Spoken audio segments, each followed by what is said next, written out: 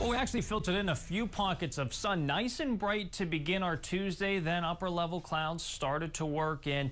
We've also seen those gray and overcast skies like we just saw there into Punxsutawney. And whenever you look at Viper-Ritter, you would say, at least on initial eye test, well, where's the rain? Where's the snow? Mixing in some pockets of sleet at the National Weather Service office out towards Pittsburgh. That's in Allegheny Township. Moon Township, actually, Allegheny County. Now, whenever it comes into that dew point, air is rather dry. We're actually seeing this cold Canadian air mass working its magic and evaporating all of this precip before it reaches the surface. Although some of these bands up north into Forest, Elk, Cameron, scattered across Clearfield down towards I-99 into Cambria and Somerset, you would say, hey, we're seeing maybe just a raindrop or two, isolated snowflake or two, but it's all working its way into a drier environment. I don't expect the precip to start to pick back up until we head deeper into this afternoon, more so through this evening. And again, mixed bag, Mother Nature rolling the dice, giving us all of it whenever it comes into the pockets of precip, scattered snowflakes, wintry mix, rain and snow showers,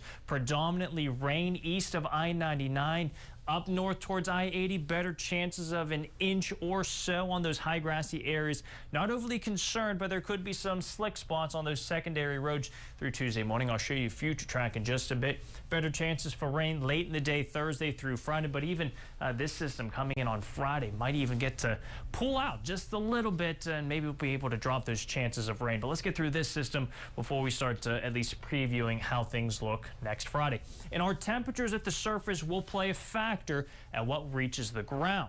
By the time we head into this evening, our temperatures will cool as expected, and we actually could mix in a few of those raindrops and isolated snowflakes as well. But right now we're hovering with the southerly flow, if anything southwesterly flow, in the mid to upper 30s, and daytime highs will sit and range in the 30s and 40s. Wintry mix, cooler in those higher hilltops. Wind's not much of a factor, but it does stay gray and gloomy moving forward. I expect a very similar setup as we head into the day on Wednesday. Notice our temperatures through the end of the week back into the 50s. Let's time out that precip whenever it comes into future track. Most of this stays to our north at onset.